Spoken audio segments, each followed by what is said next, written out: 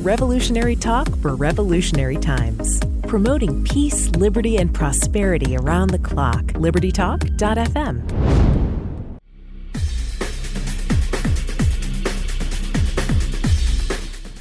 Welcome to Living in the Solution with Dr. Elena George. Today we have an important show, one I'm looking forward to because this is something very dear to me. I think a lot of pet parents out there have gone through life changes and connections with their pets that I don't think anything else can compare to. I remember at the beginning of COVID, there was a lot of people adopting pets, and I think it got people through a lot of hard times. And I don't think our loved ones, our pet loved ones, really are paid attention to as much as we should. I think there's a wealth of love and information in the animal kingdom, and I wanted to have somebody on who could actually speak to that. So I'm really pleased to welcome Ms. Shannon Cutts. She's an intuitive animal communicator, an educator, and Reiki master practitioner with animal love languages.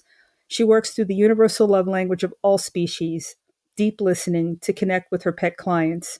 Deep listening activates empathy, allowing Shannon to literally feel what an animal is feeling, listen into their thoughts, experience what they're experiencing, and then relay all that information to the pet parent or animal guardian. And Ms. Cutts, I want to thank you so much for joining me because I've had pets since I was a little child, and everything was different, or every pet was different, but I really don't think we really give them as much love and understanding as we otherwise could. So I want to thank you so much for joining me today. It's such a privilege. Thank you so much for reaching out.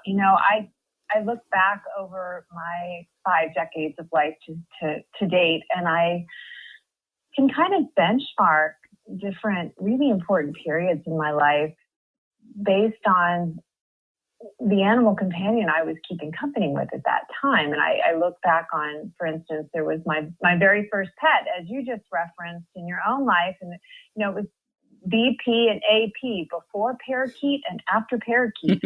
And my life changed dramatically as a result, although my awareness of my own evolution was delayed. It's kind of like when we're learning to drive and we've got, our parent or our driver's ed instructor in the passenger seat doing the air brake and gripping the handrail. And,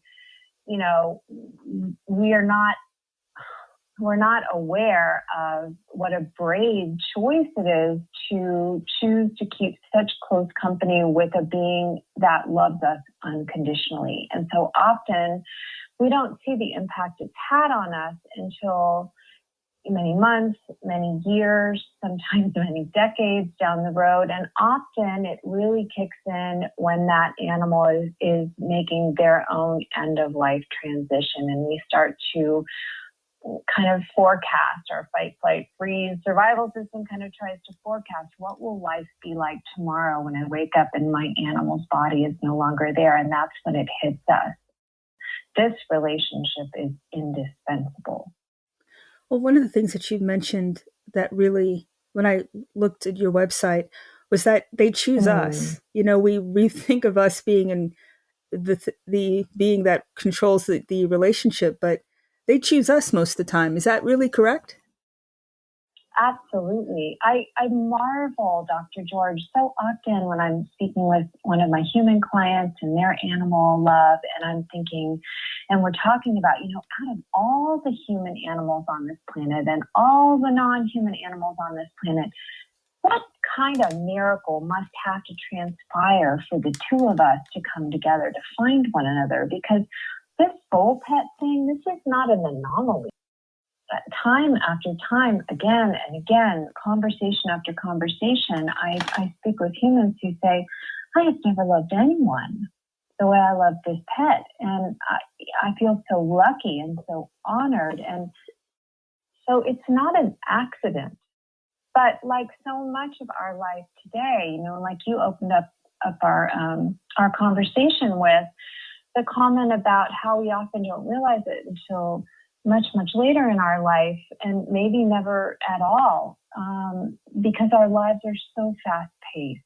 And COVID gave us this uncomfortable year and a half or so where, like it or not, we had to spend a really good chunk of extended time in our own company. And some of us woke up and discovered I'm not having a lot of fun here. I'm not sure that my priorities are in order. And so, we've seen a lot of folks shifting how they live and who is in their life based on some real deep, navel gazing, as they used to call it, or soul searching. Mm-hmm. And our animals have been very much a part of making that happen. Now, when we talk about connections, as a human, it's all about verbal language.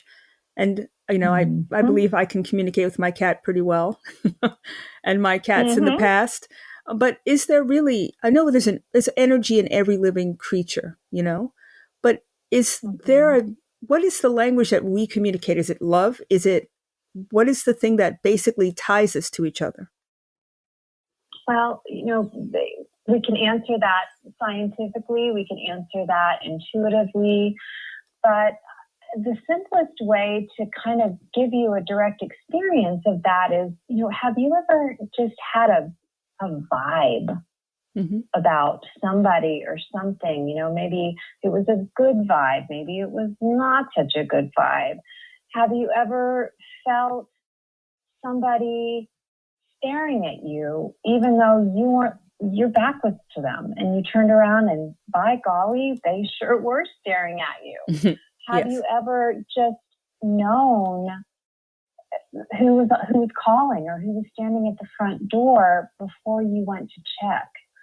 And it's kind of a higher level function of our shared fight, flight, freeze, tend, or befriend system. We often forget about the tend and befriend part. We look at it as this, oh goodness, I'm about to, be somebody's lunch and I don't want that. But there's also this element of connectivity that's essential to our survival. And whether you trace it back biologically, and if you're listening to this right now and you're kind of more of a scientific or an intellectual learner, then a book by Dr. Neil Shubin called Your Inner Fish is going to surprise and delight you. Yes, we are structurally, biologically very, very much alike. Even those species that supposedly we don't share a ton of DNA with, down in our guts and our core, we're wired very much alike, but also on an intuitive level. Sometimes we just feel things and no one can talk us out of them. We know what we know, and even our own minds can't convince us to unknow it. And that too we share in common. Now we can refine that over time. Animal communication is phenomenal. Learning animal communication is phenomenal for helping us awaken our own human intuition. I have found it to be one of the best ways to improve my human-to-human conversations as well, because suddenly I'm listening with my ears full of potential. I'm seeing with my eyes full of potential. I'm feeling everything that's going on in the conversation. I'm no longer, as you pointed out, just listening to the words. Have you ever listened to somebody and you're like, yeah, their words sound great, but something just isn't adding up for me? Mm-hmm. That's the other piece of our sensory puzzle. We've got these everyday, yeah, I see this thing in front of me. I see my laptop keyboard. Yes, I hear your voice on the phone. Yes, I can touch the mouse pad and feel the ground under my feet. But what about these higher level faculties, the intuitive abilities in our senses that were just the nonverbal parts of our senses, and we all have those. I like to say that people are from Mars and pets are from Venus because we communicate kind of backwards. We're 90% verbal and 10% sensory. The animals are wired the other way around. They're 90% sensory, 10% verbal or intellectual, and that is because we cannot be up in our heads contemplating the past or forecasting the future if we want to survive from breakfast to lunch and lunch to dinner. We have to be right here, right now, experiencing what is there to be experienced right here and right now. That's why our animals are so good at loving us, because they're right here with us right now. So we have a lot that we can learn from them. For willing human students, animals make excellent teachers. I think that's a great place to take our first break. So let's do that. You're listening to Living in the Solution.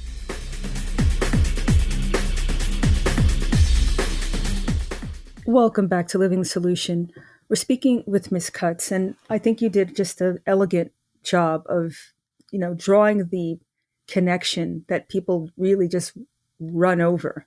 And one of the things that struck me as you were speaking is that it's the authenticity of the pet. There's no cloaking, there's no subterfuge, there's no ulterior motive. It's just pure. How often do we ever get to experience that with a human? It's really a gift to have a pet. It's pretty incredible. Yeah. Truly it is. And when when we first enter into that new relationship, we don't always realize that incredible and unconditional doesn't mean simple or easy.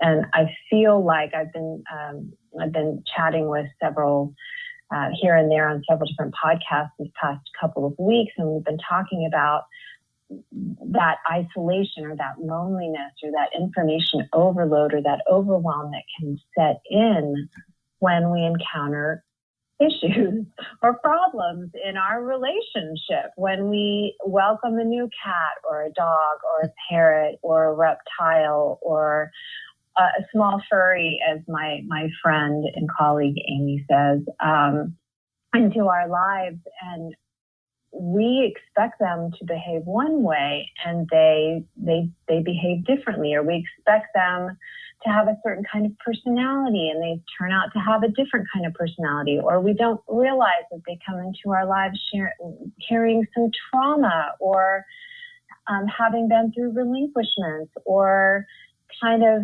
battling some health issues, and we don't know it's right in front of us, but we don't know what we're looking at. And so we go through these growing pains in our relationships. And here it's not really any different than when we form a significant relationship with another human. The intention to love, to care for is there. The skill, the ability, the knowledge to really help us put that into practice, it's not always there. And it feels like that's a lot of the work that you do, perhaps with other humans as well as animals, is, taking that knowledge to the next level, opening our eyes to some of the new tools that are out there, the newer tools. Maybe they're not as discussed. Maybe they're not as accepted in some circles of society that we've been a part of. And so our animals will stretch us out of our comfort zones.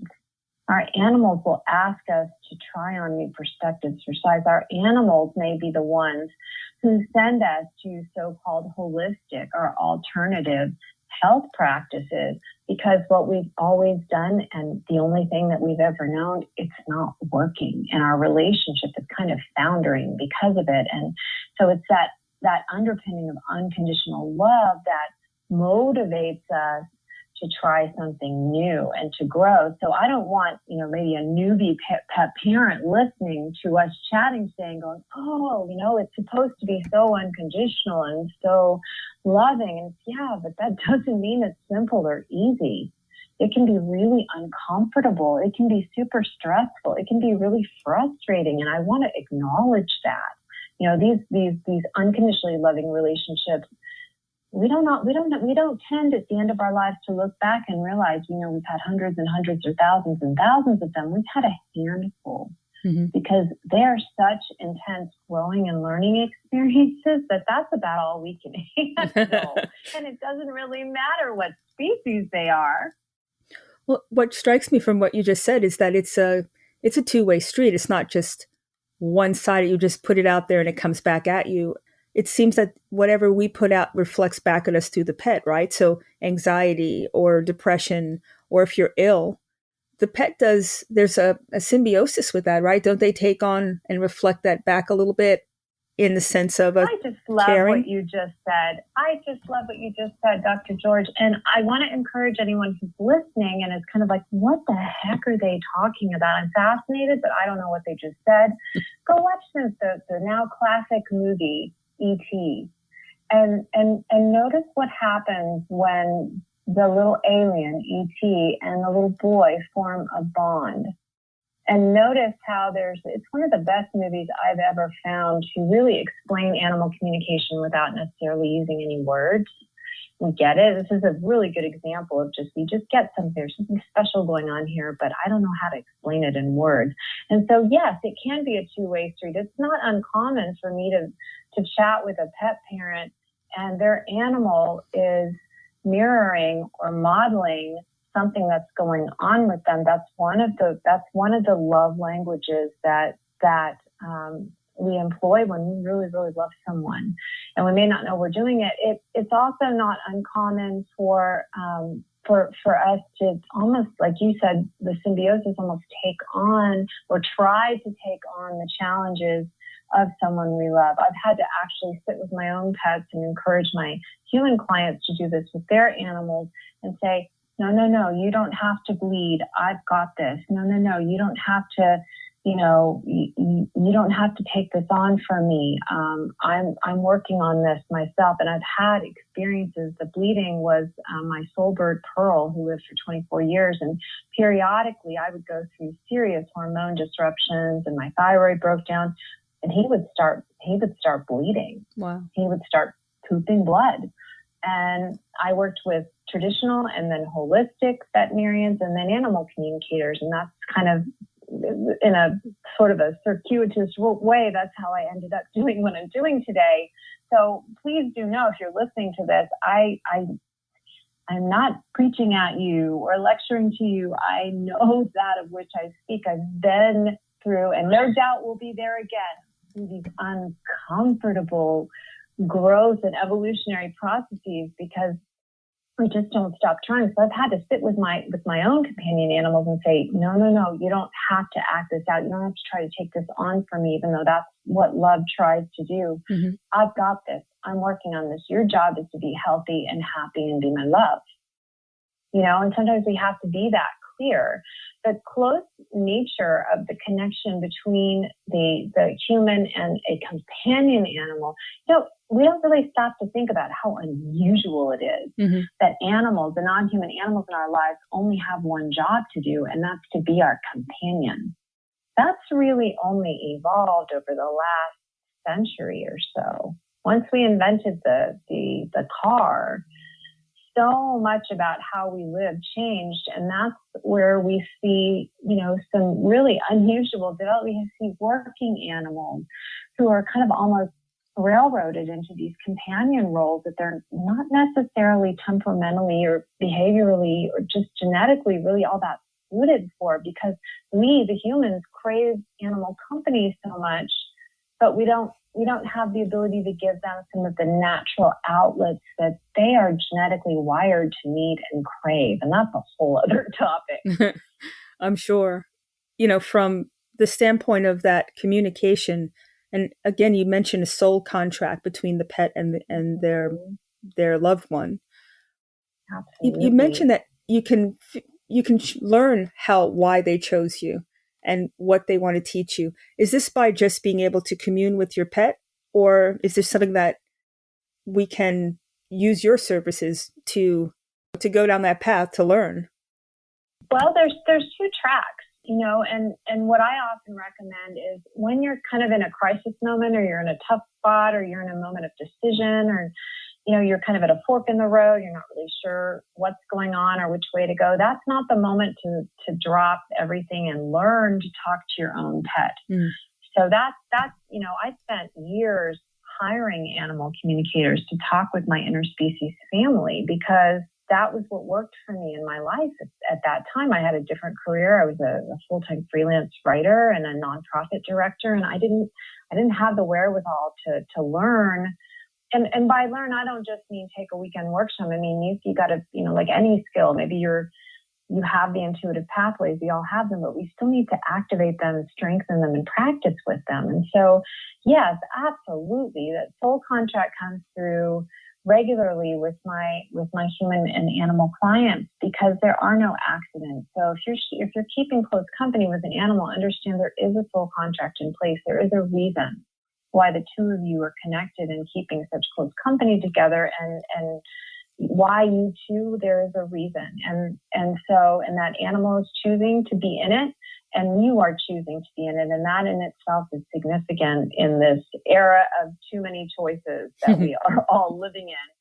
But, there's also that second track. And, many of my human clients have gone on to take workshops with me and learn to communicate with their own pets. I have one student who's really passionate about wild animals and wanting to work with wild endangered species and helping to foster more understanding with, environmentalists and conservationists and biologists who are working with these species to preserve them. I have another student who's really passionate about working with rescued dogs, and she wants to help them find better placements and secure them by any means possible, the very best new forever home that turns out to be a real forever home. And, so those are some of the many reasons that for me, it's just really started with wanting to talk with my own animals and realizing that was already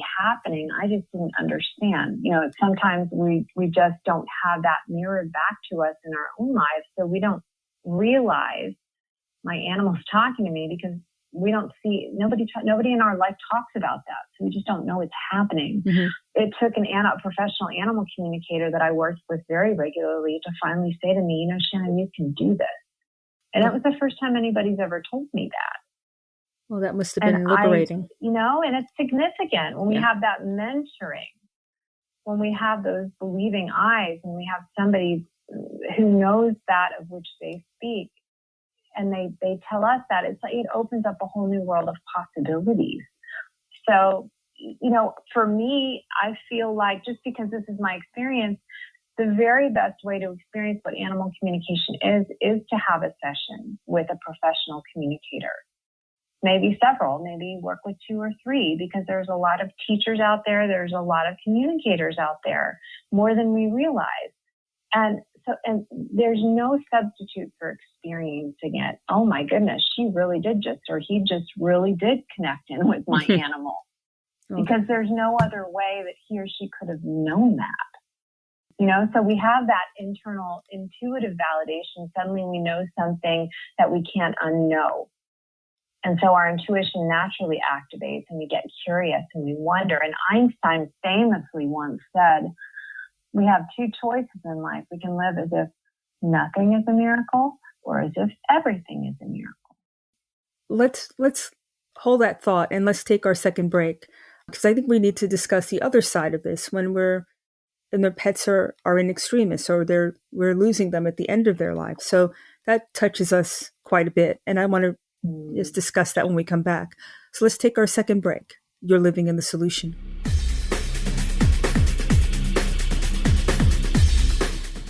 Welcome back to Living the Solution. We're speaking with Ms. Shutt, and we're speaking about animal love languages. And you can go to her website, animallovelanguages.com. And before the break, we talked about the vibrance of being blessed to share your life with a pet, no matter what species that is. But unfortunately, we all know that things happen, and I've lost 3 or 4 pets, and it's just devastating every time it's happened to me. And, from the pet standpoint, they don't see, life is the same way, right? They don't have this fear that we do of death. And how do we connect with them? How do we connect or survive, really, and thrive after losing a pet? Because it seems like it's such a finite thing, but there's a bigger picture, isn't there?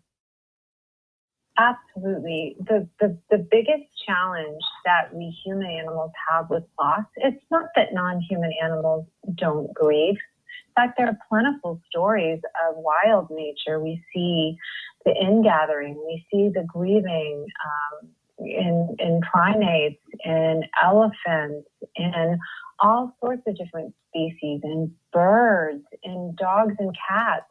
It's very important, when we're losing an animal, if there are other animals in the family, to offer them an opportunity to say their goodbyes as well and to experience what's going on with their family member, so that they have some closure as well. So it's not that this is something unique to us that we grieve. It's that we get stuck up in our heads. And we have, again, we feel intuitively that the love is still there. The craving for connection is still there. It's just there's something missing, and it's that animal's physical body. And because of that, because we can't see our animal, we can't touch them, we can't hold them the way that we used to. They're no longer accessible to our physical, concrete, gross physical senses. Our mind kicks in and says, there's no more relationship. There's no more ability to be connected. There's no outlet for this love that I still feel. That's not accurate. But we literally, it's like the fountain was flowing and we head over and we turn off the master water switch. We do it. Even though there's a part of us that's screaming from inside, no, if the love's still there, the connection's still alive. And what happens is that animal has transitioned to their spirit, the spirit side, and to their spirit body. And that animal is still very much trying to connect, trying to reconnect, trying to reestablish connection. And we're up in our heads just arm wrestling our intuition to the ground. And it's grief is going to happen, but we don't allow ourselves to move through it. Instead, we head right up on into our heads and we get stuck there. Does that make sense? It does. I mean, yeah, it's a bigger, we're just so fun. We're so, I can close in our own physical bodies. We can't really, unless we really try to extend and be in the moment. And I think that's what they are. They're in the moment, aren't they? It's not what happened before, not really what's going to happen. It's just present. Well, it's necessary. Our companion animals sometimes tend to get a little stuck just because they don't have some of the natural outlets for releasing stress, releasing trauma. And that's a different topic for probably another whole podcast. But generally speaking, our animals come to us still wild at their core of cores, their deepest, cellular level. They're still wired to remain present focused because that is what keeps them alive. And so, however, that may apply while they're still alive and vibrant physically as well as emotionally, mentally, on the heart and the spirit level. But when it comes close to the actual end of life process, the death process, or what I like to call preferably the transition process, it's not so different. And I share this because I shepherded my own father through his end of life process 2 years ago, and I saw the same things happening with him as have happened with animal loves that I've known, that I've helped to transition, and even my human clients' animals, is there tends to be I don't know how, I see it in my head. It's hard for me to describe it in words, but we're not going someplace unfamiliar. We're heading back over to a place we've been to before, a place we actually came from to come here, and we're going back. So the analogy would be similar to, you've got two houses. You've got your regular house that you live in for an extended period of time, and then you've got your vacation house. And so basically what's going on is the animal's awareness is transitioning away from the physical body, away from the so-called permanent residence, and it's kind of projecting out into, I'm going to my wonderful vacation home that I actually love, where I go to rest, where I go to rejuvenate, I go to relax, I go to refresh and replenish and fill back up again. And they're also reconnecting with other spirit loves that they're not in their physical bodies right now. And one of the big questions that my human clients often ask me when I'm talking with their animal love and spirit is who was there to meet them and who are they with now? And so it's important to remember we're not, and I saw that with my father too. Suddenly he started seeing people that he loved, people that I didn't even know, people from earlier in his life, and he started talking with them. Yeah. And, he was kind of in a coma. And so he was kind of in and out of what we call, earth or physical consciousness. There'd be moments where he would be more aware and a little bit more present with us. But there was a good chunk of time, 60, 75% there at the very end, where he was really clearly dwelling on the other side. And so what we're doing is it's like when you watch birds and they get together as a group and they do these beautiful murmurations, these group flight dances in the sky, and they're practicing for the long migration. So that's what happens during the end of life process is the animal's soul body is preparing and kind of practicing, and they're popping over to the spirit side, and they're coming back here, and they're popping out, and they're coming back here. So what looks like extreme discomfort sometimes for us, what looks really scary to us, or when we don't quite know what's going on, they're not experiencing it the same way that we are.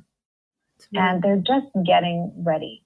And so, this process is the same regardless of what species we are. If we have, more of an extended natural death. Now, sometimes with our animals, for a whole wide variety of reasons, we end up assisting them to cross over with euthanasia and things. And thankfully, pet hospice care is growing.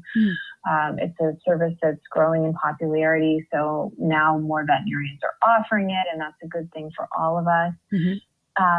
And here, all I can say is, because another one of the big questions that my human clients often have is, did I wait too long, or did I not wait long enough? Did I cut their life short? And the thing that I reference back here is I've never had an animal tell me, you robbed me of time, or you made me suffer unnecessarily.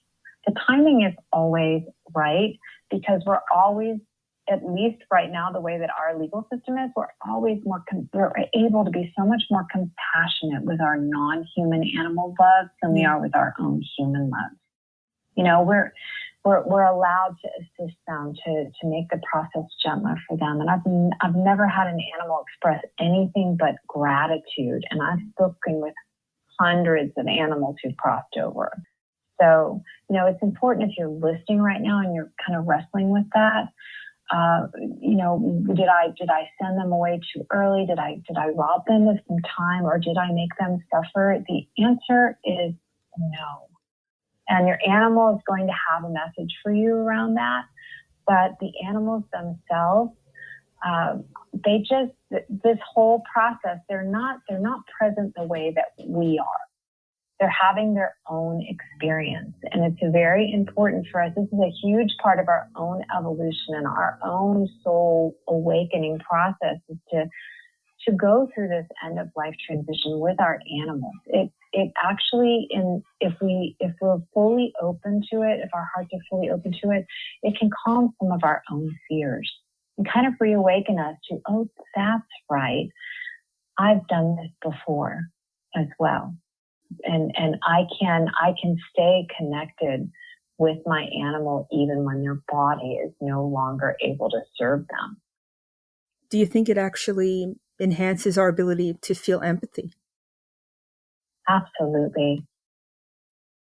I mean, we need a lot more of that in this society, for sure.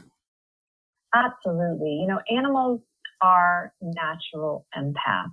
And sometimes, because of the nature of our need for their companionship, we can actually, we can get so attached to their company that, and you mentioned this earlier, it's hard for us to imagine us without them. And that can actually even border a little bit on kind of a codependent connection or relationship that doesn't allow that animal to have their own very natural trajectory. It's still all too easy, although I think it's changing now. And I feel like we really are kind of waking up to the consciousness, the sentience of our non-human animal planet mates. But it's still all too easy to kind of look at our pets as accessories, they're here to serve us. And the truth is, and this is, straight from the animals' mouths, the animals also come here because they're growing and they're evolving and they have their own soul blueprint. They have their own reasons to come here. And part of that is, I had one animal client a few weeks ago who told her human parent, I really wanted a natural death. And even though you thought you failed me because you couldn't get me to the vet in time for euthanasia, and I passed naturally, she said, you gave me such a gift because I wanted to have, that's one of the reasons I came here, is I wanted to experience a natural transition. And so we can use it to we beat up on ourselves when if we just talk to our pet, we can find out that may have been one of their big bucket list reasons for coming here in the first place. That's amazing. Okay, I just want to let everybody just think about that and feel that. So let's take our last break. You're living in the solution.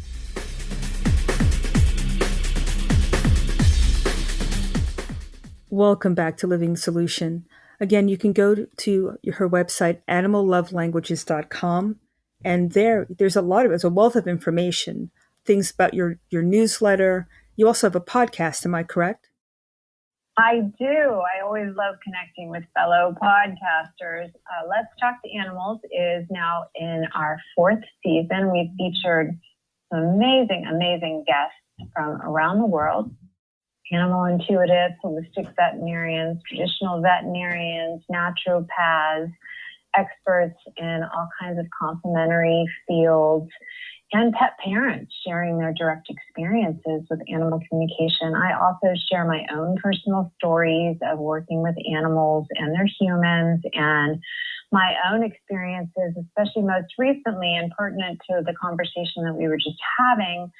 I just recently lost my soul bird, Pearl, who'd been with me since he was a 5-week-old chick, and he was 24 when he passed unexpectedly. And I share as raw and unvarnished as you can get how difficult that experience was for me, and yet how, because I know animal communication, because I know how I practice this skill and I've opened these intuitive pathways, how Pearl himself was the one, in fact, the only one who could get me through that. And now he's come back to me as Petals, my 15-week-old cockatiel. And it's just an amazing story. So you can find lots and lots of information. You can find personal stories and great resources on Let's Talk to Animals. And we're everywhere, just like you are, no doubt, Dr. George. And if you can't find us on your favorite streaming platform, let me know and I will do my best.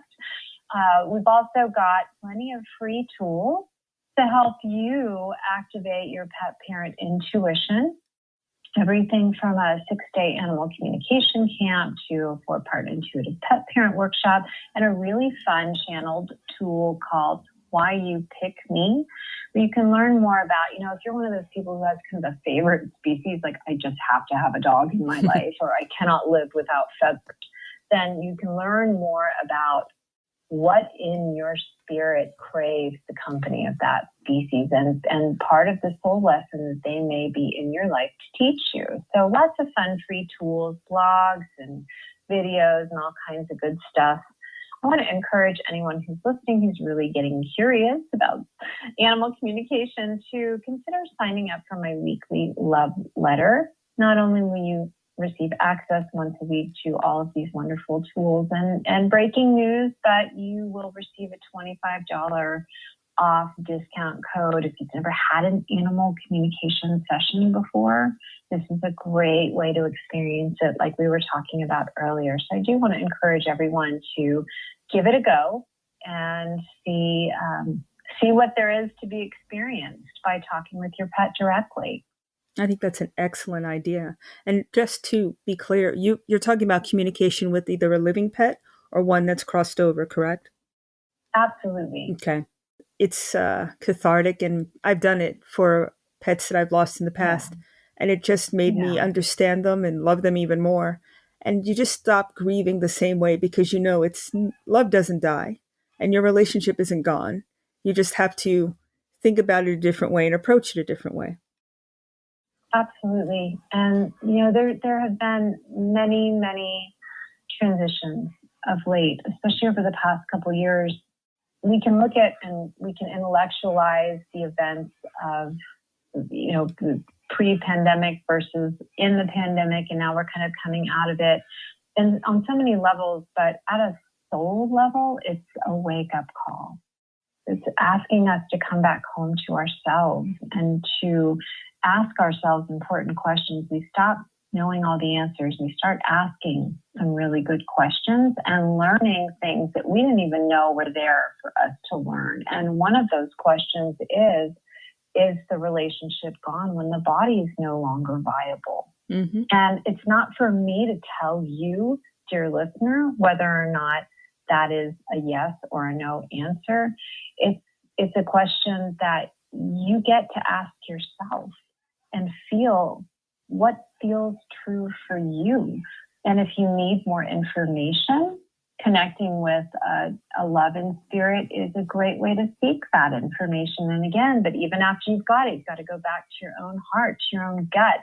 In fact, if you're listening right now, I want you to notice if your hands have moved to a particular part of your body, because chances are good that is where you get your vibes and your hunches and your aha moments and your intuitive hits. And that's the part of you that you need to pay attention to when you're asking yourself these really good questions. Anything from, am I doing work that's meaningful to me that I really love, to, am I keeping company? Am I investing, not spending, but investing my precious time, my irreplaceable time with beings who truly love me for who I am? And you can feel the answer, you can, because your body reacts. When I ask myself that question, my gut sucks in, and my hand goes to my heart, to my chest, and I have a visceral physical reaction.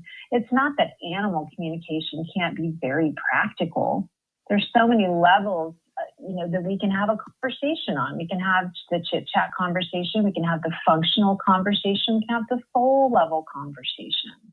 We can have the venting conversation. Sometimes animals, when I start a session, it's always open-ended at the beginning. I ask that animal to just share a bit about themselves with me, just so I can get to know their personality. Who are you in this body, in this lifetime? What are you all about? But then before I dive into my question, which are fueled by what their human wants to know, well, how is your digestion? You don't just go marching up to somebody you've never met and say, tell me about your bowel function. Well, I mean, maybe if you're a doctor, yeah, you do, but if you're a GI doctor. And then that the client is paid for it, and that's what they're there for. But, I want that animal to have a chance to get off their chest anything and sometimes they do need to vent a little bit. Mm-hmm. Even if it's about their annoying younger brother or the fact that, they're worried about their human all the time or whatever's going on. And then we can get to the nitty gritty, so there's this peeling back of the layers so that we can be more honest with ourselves. There's a wonderful quote, and I think it was, her name is just Marianne Williamson, who talks about, when we are brave enough to let our light shine, then others take courage from that, and we, in a way, give them permission to do the same. It's like, again, we've got those believing eyes, we've got that mirror, we've got that mentorship in our life, and our animals do serve as mentors that way because they do love us unconditionally. And so if we're paying attention, we can use that as an invitation to be more loving, unconditionally loving with ourselves. And that starts with listening to ourselves. Again, that very same deep listening, and being really honest about what we feel, not what we think, not what we've been told to believe, but what we really feel and what is true for us. If you're able to tap into that, I think that gives you just resilience. So everything that's coming at you from outside, God forbid you're listening to anything on the news or anything, it just has a perspective. Right? I just don't even, but it gives you a sense of foundation and a perspective, and you can just let it go, just leave it alone, because it's not your truth. And it's not the truth most of the time, quite frankly. But if you can actually have that center, and love drives everything, doesn't it? It's what you're describing. This is an essence, and you trying to access and live from that space everything else just seems to not really matter if it's against that. It just fades. It fades Yeah. into the background because there's something called entrainment and keeping company with a pure, very high vibration, heart-centric being. We quite naturally entrain to that, but only if we open up a little time and space for that to happen. I spent time in India many years ago. I actually lived there for a while, and one of the parables that I heard while I was there, basically one of the monks told me, if you look into the eyes of a child 2 years old or younger, you look straight into the eyes of God. And I feel that way with my animals. If I actually take a moment and I just sit with them, I don't have to stare into their eyes. I mean, if your animal doesn't get freaked out by that, go ahead. But, just keeping company and just feeling their energy, it's like you can feel it. You can start to feel this pure high vibration, and it naturally gives you this inner resilience and this inner brave, because you come back home to yourself and you remember, oh, that's right. This is what's most important. Wow. This, if I can anchor to this, and it gives, not only does it gives us resilience, it gives us brave, it gives us empathy, because we have a little bright moment and we can take that with us into the parts of our life that aren't working, into the areas where we're frustrated or we feel stuck or blocked or unwell, into the difficult interactions, into the conversations with people that maybe aren't nice to us, they aren't pleasant, they aren't helpful, and we can choose. We can say, yeah, that I could be snarky too, or I could remember that I have someone in my life who loves me unconditionally, and not everyone has that, and I can choose to smile, and I can choose to be with that other person, and I can choose to try to lighten their load a little, and just it's about being very, very grateful on a minute by minute basis with these very small, bright being experiences in our life and we just, we string together these little miracles, and suddenly, like Einstein says, everything really is a miracle. I think that's a great place to stop. Our show goes so quickly, and we didn't even get a chance, and I really would love to have you back on to speak about the pet energy healing and the Absolutely. other side and the things in our environment that's toxic to them, so that we can protect them. They do so much for us. Absolutely. We need to learn how to be a little wall for them. I'll put them in a little bubble. Absolutely.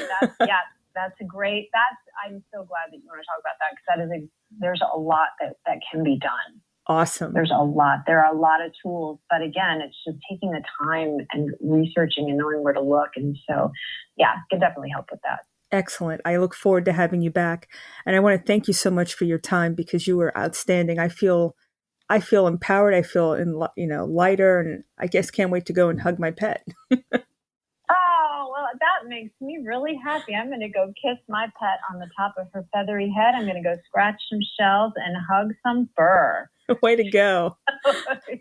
So thanks again for joining me. Dr. George, it's been a delight. Thank you, dear listener, for spending a little of your precious free time and energy with us today. Well, on that note, thank you, everybody, for living in the solution.